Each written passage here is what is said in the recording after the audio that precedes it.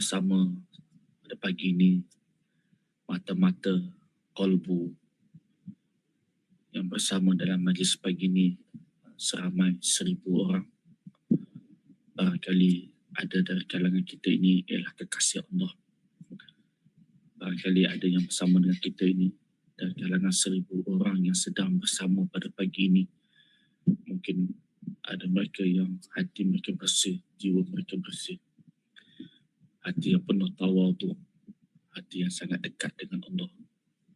Maka kita mengharapkan doa amin daripadanya, mengharapkan limpahan daripadanya supaya melimpah kepada kita semua, insya-Allah. Kerana kita tidak tahu dari kalangan yang bersama dengan kita secara live, dan mungkin ada keluarga yang berada di kiri kanan mereka yang bersama-sama pada pagi ini. Jadi 1,000 lebih. Jadi mungkin ada mereka itu yang Allah Ta'ala kasih kepada mereka. A'udzubillahi minasyaitonirrajim. Bismillahirrahmanirrahim. Alhamdulillahirabbil alamin wassalatu wassalamu ala asyrafil anbiya'i wal mursalin wa ala alihi wa sahbihi ajma'in. Allahumma ya muqallibal qulub tsabbit qulubana ala dinika wa ala ta'atika ya arhamar rahimin. Ya Allah, ya Tuhan kami, pada pagi yang penuh barakah ini, di dalam bulan yang penuh dengan kemuliaan ini, kami mengangkat tangan, kami menadah tangan pada pagi ini, ya Allah. Kami datang kepada Engkau, kami hadirkan diri kami. Kami datang dan kami berdiri di hadapan pintu rahmat-Mu, pintu keampunan-Mu, dengan keadaan hati kami yang penuh dengan dosa, yang penuh dengan kelalaian, yang penuh dengan keangkuhan, yang penuh dengan kesombongan.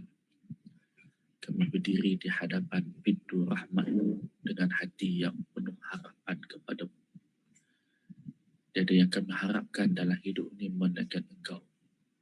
Tiada yang kami maksudkan dalam hidup ini melainkan Engkau. Tiada yang kami tujukan kehidupan kami melainkan hanya kami tujukan hanya pada-Mu, ya Allah. Ya Allah, ya Tuhan kami, kami berada pada hari yang ke-6 di dalam bulan Ramadan. Engkau pilih kami sehingga kami berada pada hari yang ke-6 ini. Kami yakin ya Allah, ada ilmu yang Kau ingin berikan kepada kami, ada pelajaran yang Kau berikan kepada kami, dan ada peluang yang Kau masih buka kepada kami, ya Allah. Oleh kerana itu, ya Allah, pada pagi yang barakah ini, kami yang dhaif, kami yang jahil, kami yang bodoh, kami yang jahil, ya Allah, kami yang selama ini terhijab dengan-Mu, terhijabnya batin kami dengan kami yang selama ini, ya Allah, angkuh, sombong. Selama ini kami tidak memahami bahasa-bahasa cinta di sebalik takdir yang berlaku. Kami yang penuh dengan resah, jiwa kami yang penuh dengan resah, jiwa kami yang penuh dengan kegelisahan, keresahan, jiwa kami yang selama ini sentiasa bersangka buruk dengan takdir dan tidak pernah tenang dalam setiap apa yang berlaku dalam hidup kami. Ya Allah, ya Tuhan kami, andai kata pagi ini adalah doa yang terakhir kami, andai kata pagi ini adalah munajat yang terakhir daripada kami, maka Kau bersihkan segala dosa-dosa kami, dosa zuhir kami, dosa batin kami. Ya Allah, ya Tuhan kami, andai kata ini adalah Ramadan yang terakhir untuk kami, dan Kau biarkan kami kembali kepada-Mu dalam keadaan dosa, ya Allah. Apa makna, ya Allah, kehidupan kami? Apa makna, ya Allah, kejayaan kami? Apa makna kekayaan kami? Apa makna gelaran yang kami dapat di muka bumi ini? Apa jua panggilan manusia yang selama ini sanjung kami, hormat kami, dan selama ini mereka menganggap kami orang hebat. Namun kalau hidup kami, ya Allah, dalam keadaan murka-Mu, ya Allah, jangan Kau murka kami, ya Allah. Jangan Kau murka kami. Bersihkan kolbu kami, ya Allah. daripada sifat riak, ujub, hasad, takabur. Bersihkan segala hadas, najis, kotoran, hanyir, lenir, busuk yang ada dalam kolbu kami, ya Allah. Ya Allah, sucikan niat kami, betulkan niat kami. Ya Allah, kau luruskan niat kami dalam setiap ibadah kami, ya Allah. Ya Allah, ya Tuhan kami, jadikan puasa kami ini puasa yang menundukkan nafsu kami. Puasa yang bukan sekadar hanya tahan makan dan minum, lapar semata-mata, ya Allah. Namun puasa yang menahan hati kami daripada lalai daripada-Mu, ya Allah. Ya Allah, ya Tuhan kami. Ya Allah, ya Tuhan kami. Ya Allah, bimbinglah kami. Ya Allah, bulan Ramadan, bulan rahmat. Maka kau limpahkan rahmat-Mu dalam hidup kami. Limpahkan rahmat-Mu ke dalam hidup kami. Ampuni dosa zuhir kami, dosa batin kami. Sama ada kami sedar ataupun kami tidak sedar, ya Allah. Ya Allah, ya Tuhan kami, ya Allah. Jika kami jauh dengan-Mu, dekatkan kami. Jika hati kami keras, lembutkan hati kami. Dengan cahaya-Mu, dengan zikir, dengan selawat, dengan ibadah, ya Allah. Ya Allah, ya Tuhan kami. Dengan kau keluarkan kami daripada Ramadan, melainkan Engkau telah memberikan keampunan kepada kami. Kau bersihkan jiwa kami. Kau bersihkan kalbu kami. Ya Allah, ya Tuhan kami. Kau kurniakan kami puasa seperti mana puasanya para arif billah, ya Allah.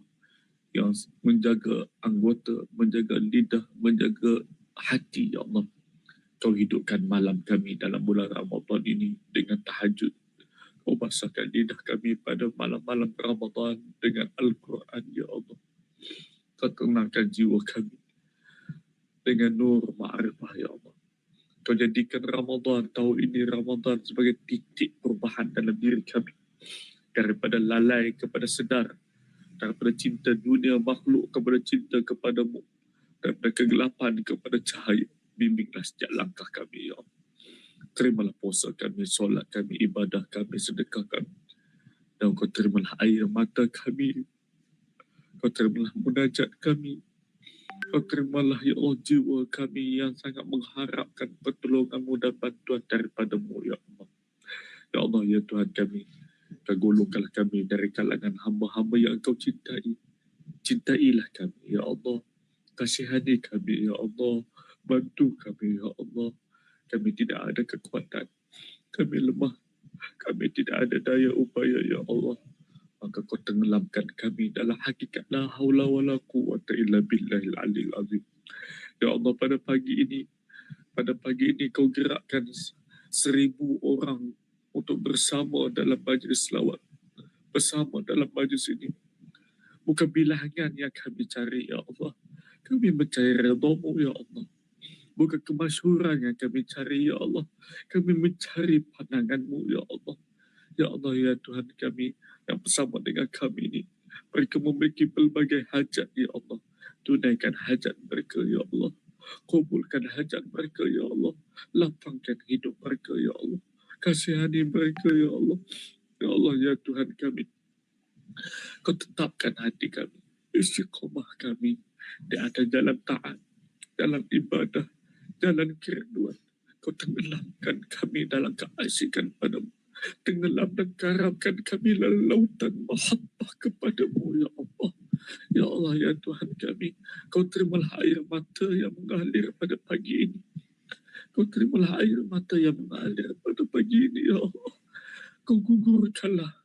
Kau padamkan api neraka. Padamkan api neraka. Ya, neraka. Kau padamkan api neraka, ya Allah. Ya Allah, ya Tuhan kami. Jauhkan kami daripada azab-Mu. Jauhkan kami, ya Allah, daripada kemurkaan-Mu, ya Allah. Kau jadikanlah anak-anak kami anak-anak yang soleh. Ya Allah, Kau pandanglah seluruh ahli keluarga kami. Kami serahkan kehidupan zahir dan batin dan seluruh keluarga kami. Anak-anak kami pada-Mu. Kami serahkan sepenuhnya. Kami tidak ada kekuatan. Kami tidak ada kekuatan. Kami lemah. Kami lemah, ya Allah. Ya Allah, kuatkan iman kami. Kuatkan ma'rifah kami. Kuatkan penyerahan kami. Kuatkan tawakal kami. Ya Allah, jauhkanlah kami, ya Allah. Jauhkanlah kami daripada segala bala dan musibah, ya Allah. Kau rahmati kami, ya Allah. Kau kasihani kami. Kau berkatilah seluruh, ya Allah, jemaah majlis selawat sungguh-sungguh, ya Allah. Ada yang mereka yang sudah pergi meninggalkan kami. Ada mereka menjadi asbab majlis ini perubahan dalam hidup mereka. Ya Allah, ada kata dalam majlis yang sudah berjalan sudah 5-6 tahun ini. Ada kebaikan, ya Allah. Kami alirkan pahala ini kepada kedua orang tua kami. Dan kepada guru-guru yang mendidik kami. Yang memperkenalkan kami dengan jalan hidayah, jalan ma'rifat, jalan suluk, jalan salik kepadamu, ya Allah. Rabbana atina fid dunya hasanah wa fil akhirati hasanah wa qina azabannar. Wa qina azabannar. Wa sallallahu ala sayyidina Muhammadin wa ala alihi wa sahbihi wa barik wa sallim. Walhamdulillahi rabbil alamin. Alhamdulillah.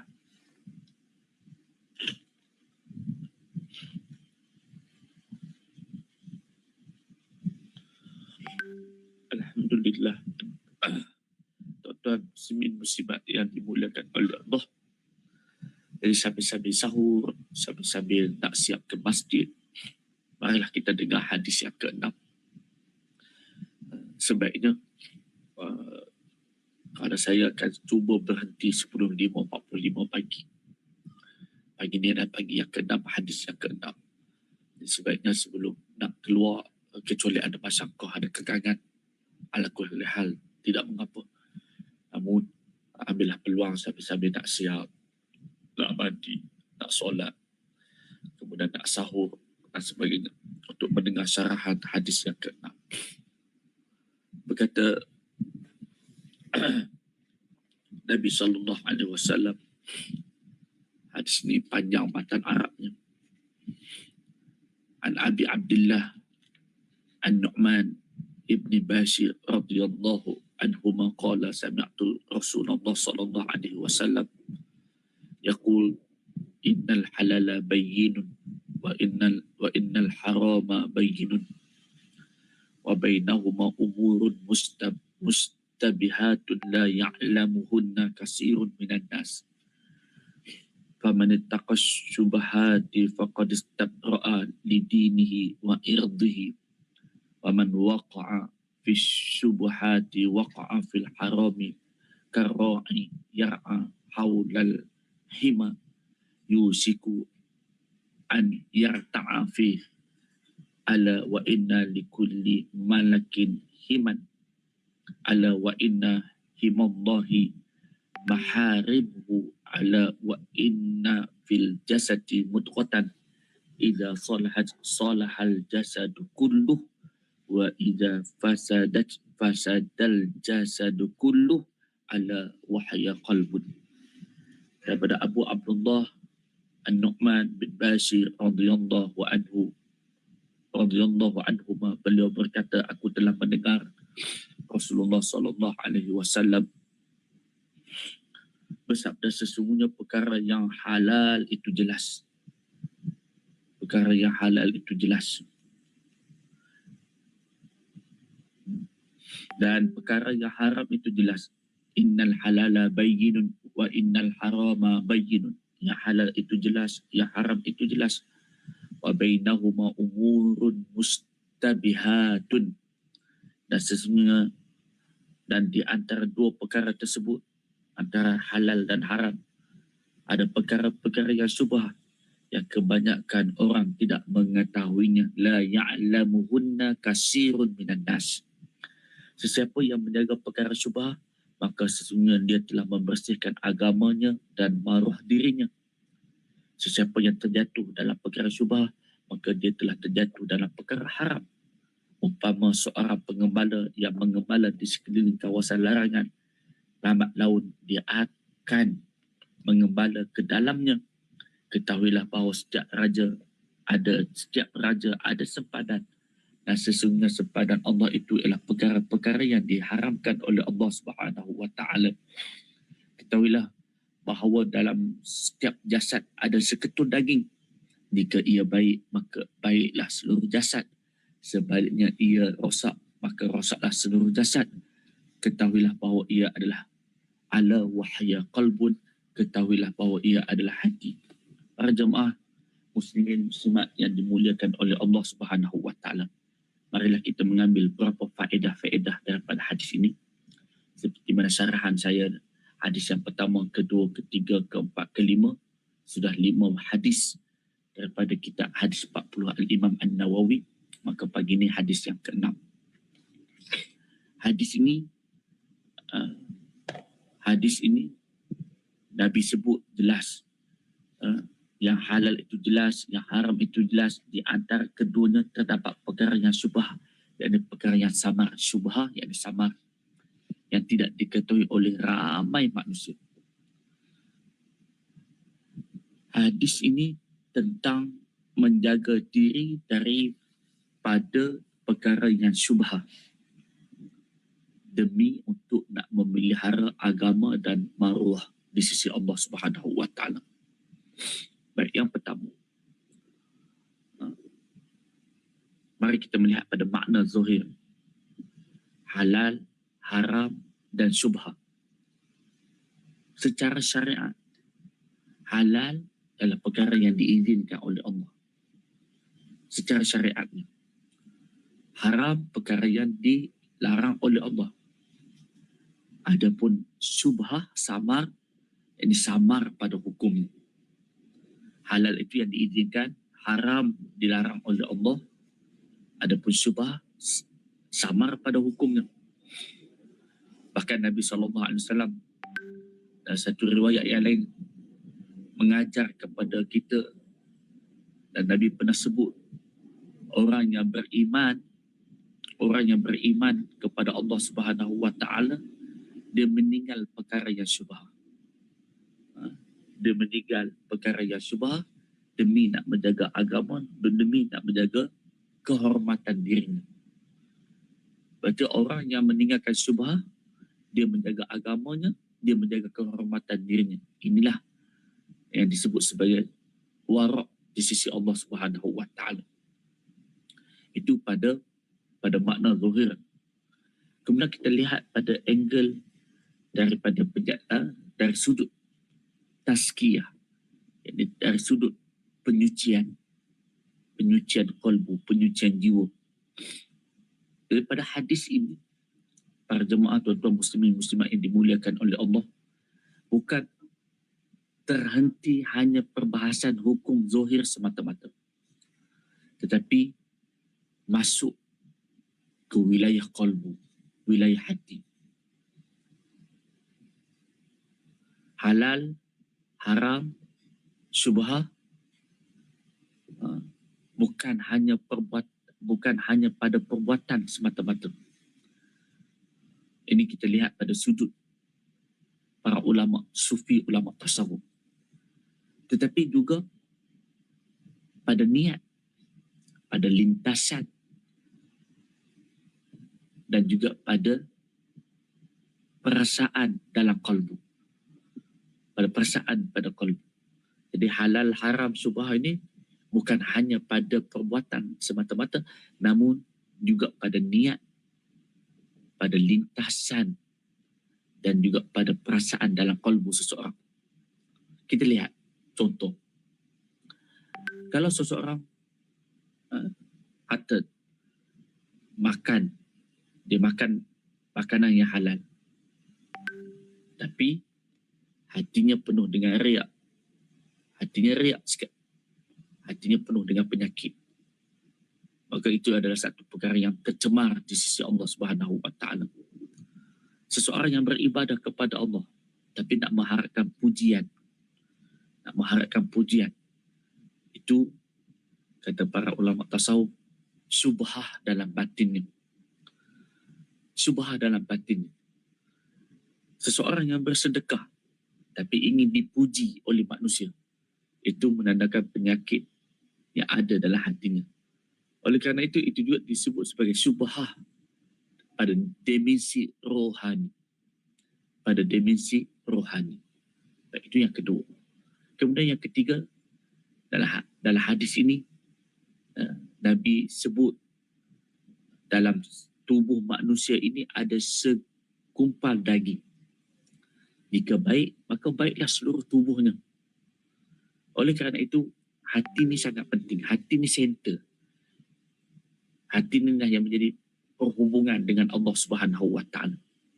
Kedekatan seseorang itu dengan Allah bukan dilihat pada ibadah, pada kedekatan itu bukan pada kedekatan pada tubuhnya, namun kedekatan seseorang itu di sisi Allah ialah sejauh mana qalbunya itu, keimanannya, ketakwaannya, ma'rifahnya kepada Allah Subhanahu Wa Taala. Hati menjadi center di antara tubuh dan ruh. Oleh kerana itu dalam perjalanan tasawuf, perjalanan kesufian, para di bawah bimbingan para masyaikh sufi sangat menitik beratkan, sangat memberikan tumpuan kepada pembinaan hati. Sekiranya hati kamu baik, maka seluruh anggota kamu baik. Baiklah keseluruhannya. Kalau hati kamu indah, maka seluruh kehidupanmu indah. Dan kamu akan memandang segala apa yang ada pada diri kamu dan apa yang berlaku. Dan kamu memandang segala yang di sekeliling kamu semuanya dengan indah. Kerana pandangan itu dari apa yang ada dalam lubuk hatimu. Apa yang ada dalam lubuk hatimu. Seseorang itu akan melihat indah setiap yang berlaku dalam hidupnya apabila hatinya dihiasi dengan indah. Apabila hatinya baik, maka dia akan melihat apa yang berlaku semuanya adalah kebaikan. Kerana tidak ada yang berlaku di sekeliling kita ini, tidak ada yang tidak baik.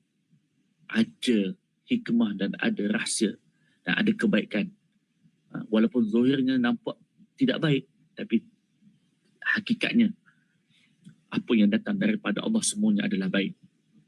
Oleh kerana itu hati ni, qalbu ni, para jemaah yang dimuliakan oleh Allah Subhanahu Wa Taala, sebagai pusat perjalanan menuju kepada Allah Subhanahu Wa Taala. Jika hatinya bersih, maka amalnya bersih. Amalnya penuh dengan ikhlas. Maka kalau amal seseorang itu amal yang penuh dengan ikhlas, walaupun amalnya sedikit, itu akan membuahkan akhlak yang baik. Membawa kepada jiwa yang penuh ketenangan. Jiwa yang penuh ketenangan, jiwa yang penuh kebahagiaan.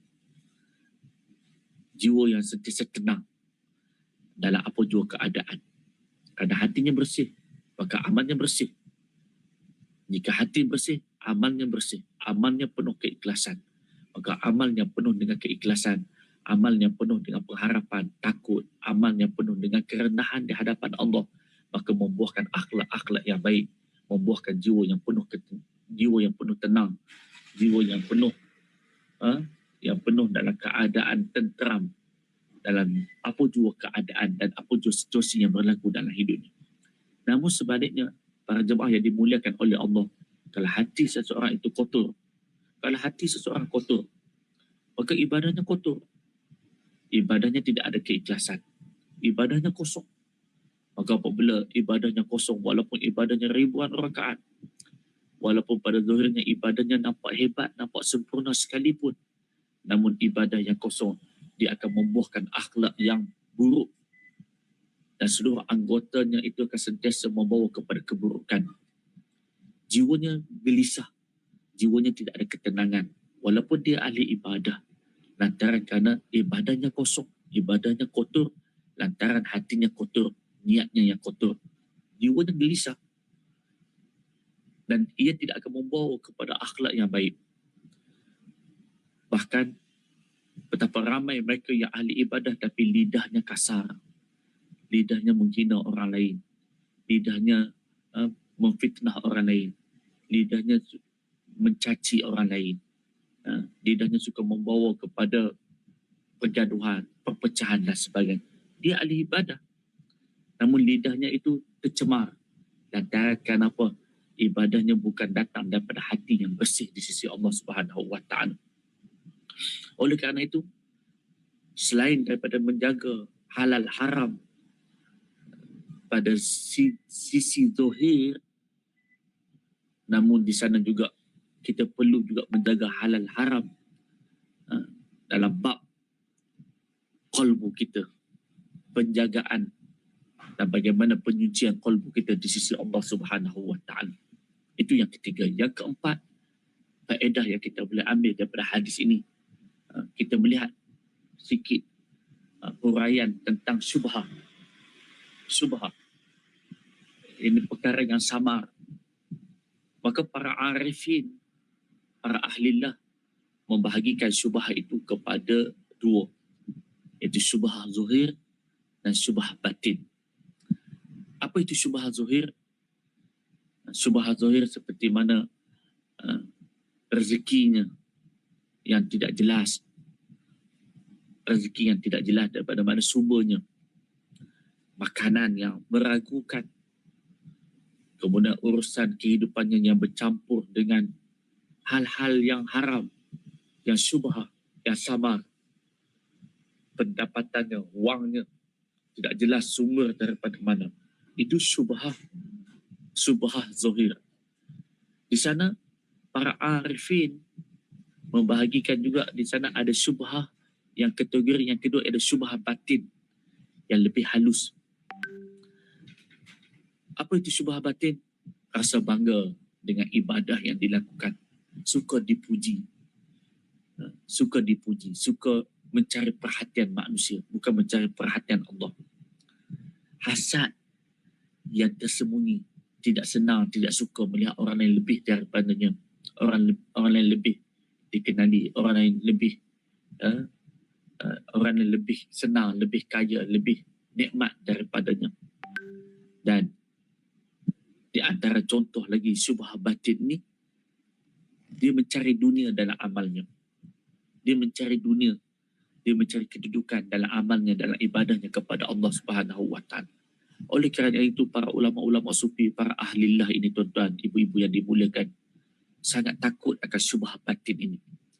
Kerana syubhah batin ini dia boleh menghilangkan cahaya dalam kalbu kamu. Bahkan syubhah batin ini dia boleh menghalang nur ilahi yang masuk ke dalam hati. Boleh menghalang. Sehingga ia akan hilang nikmatnya munajat, nikmatnya merintih di hadapan Allah, nikmatnya merayu, nikmatnya ibadah kepada Allah Subhanahu wa taala. Baik. Kemudian yang kelima daripada pelajaran yang kita boleh ambil sebagai pelajaran daripada hadis ini ialah tentang pentingnya memiliki sifat wara'. Dan sifat wara' ini adalah pakaian orang-orang yang soleh. Sifat wara' ini adalah pakaian orang soleh. Jadi orang yang menjauhkan diri daripada sifat wara' ni, dia akan menjauhkan daripada satu perkara yang boleh mengotorkan dan merosakkan hubungan dengan Allah Subhanahu wa taala. Ini sifat wara'. Dia akan elak, dia akan menjauhkan dirinya daripada perkara-perkara yang boleh merosakkan dan mengotorkan hubungannya dengan Allah Subhanahu wa taala. Bahkan sifat wara' ni dia bukan sekadar meninggalkan yang haram, tapi dia akan meninggalkan apa yang melalaikan hatinya daripada Allah Subhanahu wa taala. Inilah kehalusan sifat wara'. Dia bukan meninggalkan perkara yang syubhah, dia bukan lebih-lebih lagi, dia meninggalkan perkara yang haram, dia meninggalkan perkara yang syubhah.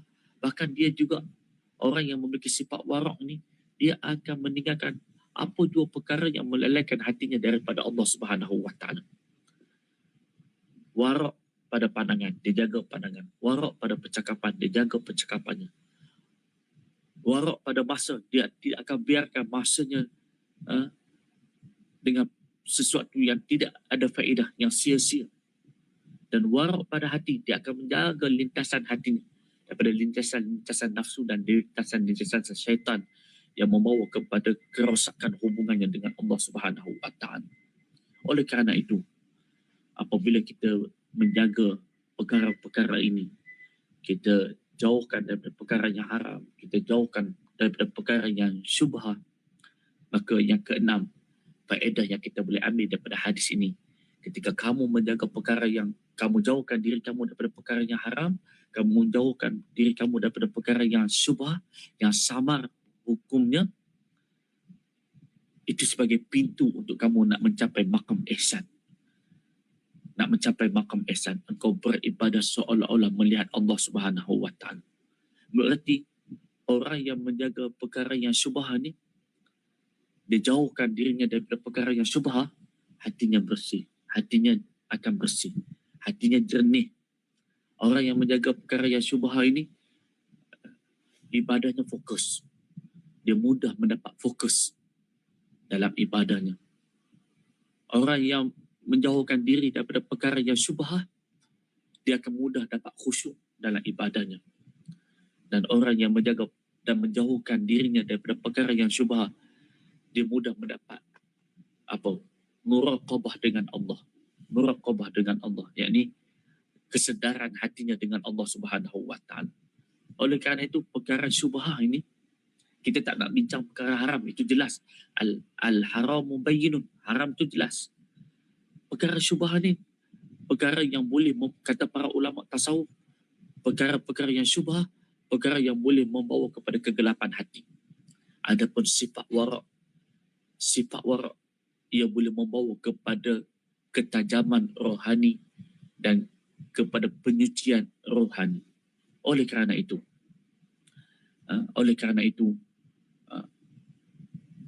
apa yang kita boleh simpulkan, agama ni bukan sekadar hukum zuhir semata-mata, namun agama di sana ada nilai ruh. Dia ada ruh kepada agama. Nafas bagi agama tidak lain. Ruh bagi agama ialah hubungan hati dengan Allah Subhanahu wa taala. Hubungan hati dengan Allah Subhanahu wa taala. Yang kedua, selain daripada kita mengelakkan daripada syubhah yang zahir, yang lebih bahaya, yang lebih ditakuti ialah syubhah yang ada dalam batin kamu. Syubhah yang ada dalam hati, dalam batin kamu. Kemudian yang ketiga, yang kita boleh simpulkan ialah, pentingnya kita menjaga hati daripada dicemari. Kerana hatilah tempat tili Allah, tempat pandangan Allah. Hatilah tempat Allah Ta'ala nak tajalikan akan pengenalan kepada Allah Subhanahu wa Ta'ala. Semakin bersih hatimu, semakin dekatlah kamu dengan Allah Subhanahu wa Ta'ala. Kemudian yang keempat ialah sifat warak. Moga-moga Allah Ta'ala anugerahkan kepada kita sifat warak. Orang yang memiliki sifat warak, itulah pintu ataupun itulah kunci untuk mencapai makrifat kepada Allah Subhanahu wa Ta'ala. Mencapai makrifat kepada Allah Subhanahu wa Ta'ala. Oleh kerana itu, dalam perjalanan kita kepada Allah, jalan nak menuju kepada Allah Subhanahu wa Ta'ala, bukan hanya dengan banyaknya amal, namun ialah sejauh mana kesucian hati kita daripada sesuatu yang meragukan. Kesucian hati kita di sisi Allah Subhanahu wa Ta'ala. Orang yang benar-benar berjalan kepada Allah Subhanahu wa Ta'ala, yang nak berjalan kepada Allah, dia takut hatinya tercemar. Dia takut hatinya tercemar. Maka dia sangat memberikan perhatian kepada pembangunan hati, kepada kebangkitan qalbunya dan rohaninya di sisi Allah. Sentiasa dia bermuhasabah. Orang yang berjaya, orang yang banyak bermuhasabah dalam setiap saat, setiap keadaan, sentiasa dia bermuhasabah. Orang yang benar nak berjalan kepada Allah, dia jaga adab batinnya. Dia jaga daripada apa jua lintasan. Orang yang benar nak berjalan kepada Allah, dia sentiasa membersihkan niatnya, agar niatnya sentiasa dia memperbaharui niatnya, agar niatnya niat yang ikhlas, niat yang murni. Oleh kerana itu, apa yang kita lihat pada hadis ini sangat dekat berkaitannya halal, haram, syubhah ni dengan hal keadaan hati. Hal keadaan hati. Apa yang masuk dalam diri kamu tu, itu akan memberi kesan pada hati. Apa yang masuk ke dalam hidup kamu, itu juga akan masuk ke dalam hati kamu. Baik makanan, sumber rezeki, hatta pekerjaan kamu, pergaulan kamu, niat kamu, percakapan kamu. Semua ini akan memberi kelangsungan, memberikan kesan yang langsung kepada keadaan qalbu. Perkara yang halal, masuk makanan yang halal, masuk makanan yang halal, itu kan membantu kepada perjalanan qalbu. Ada kesan. Masuk perkara yang haram, itu juga memberi kesan dalam pada qalbu kita. Masuk perkara yang syubhah, itu juga akan memberi kesan kepada qalbu kita. Oleh kerana itu, apabila kita sungguh-sungguh jelas zahir batin kita ini halal, inilah yang akan mendatangkan keberkatan dalam kehidupan kita. Makanan yang halal, rezeki yang halal, beramal dengan niat yang ikhlas, itu kan halal. Itu akan mendatangkan keberkatan dalam hidupnya, akan mendatangkan cahaya rohani dalam dirinya. Maka apabila dia yang masuk semuanya halal, rezeki yang halal, makanan yang halal, beramal dengan niat yang ikhlas kepada Allah Ta'ala, maka doanya mudah dikabulkan. Jadi orang dulu-dulu dijaga sungguh bak makan ni. Hatinya lembut, ibadahnya penuh dengan kemanisan, zikirnya hidup, zikirnya penuh keasyikan. Jadi halal ini benih cahaya dalam hati. Halal ni benih cahaya dalam hati. Adapun kalau perkara yang haram, itu racun. Bahkan haram ni bukan sekadar dosa zahir semata-mata, tapi segala penyakit-penyakit yang diharamkan oleh Allah, itu racun.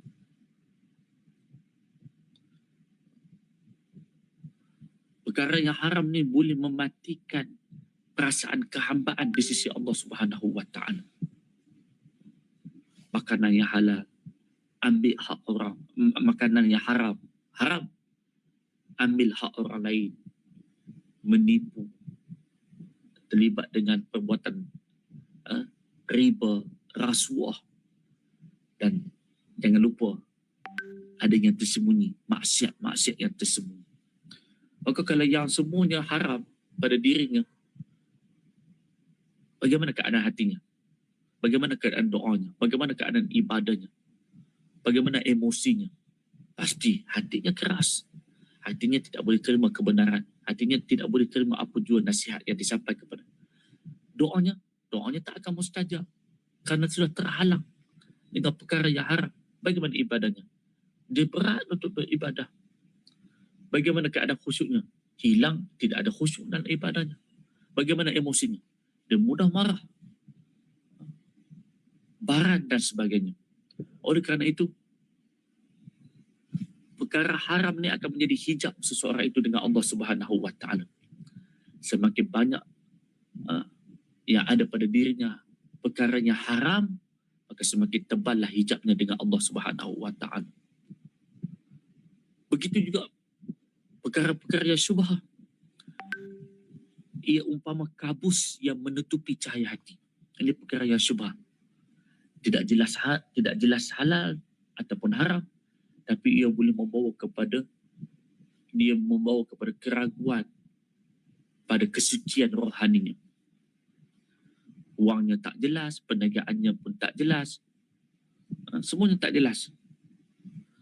Ya, itu syubhah zahir. Kalau syubhah batin, lebih bahaya. Ibadah untuk dipuji, sedekahnya untuk mendapat nama, ilmunya untuk nak mendapat nama, dakwahnya untuk mencari pengaruh. Ini kan syubhah hati. Kesannya apa? Hatinya akan semakin gelap. Hatinya akan semakin kabur. Tidak akan nampak jalan untuk sampai kepada Allah Subhanahu wa Ta'ala. Oleh kerana itu, marilah kita jaga sungguh-sungguh. Kerana nak jaga hati. Hati ni tempat iman, ikhlas, takwa, makrifat. Di mana di hati? Apa yang masuk pada perut kamu, apa yang masuk pada minda kamu, apa yang masuk pada jiwa kamu, itu akan sampai kepada hati. Kalau makanan yang masuk tu bersih, maka hati kita bersih. Jika masuk tu yang tercemar, maka hati kita rosak. Hati kita rosak. Justru tu jangan biar sampai mati hati kita. Dan perkara yang sangat ditakuti oleh para ahlillah, para wali-wali Allah Subhanahu wa taala. Perkara yang sangat ditakuti oleh mereka ialah apa? Ialah kematian pada nisbah qalbu. Mati hati, mati terputus hati dengan Allah. Itulah kematian yang sangat ditakuti oleh para kekasih Allah Subhanahu wa taala.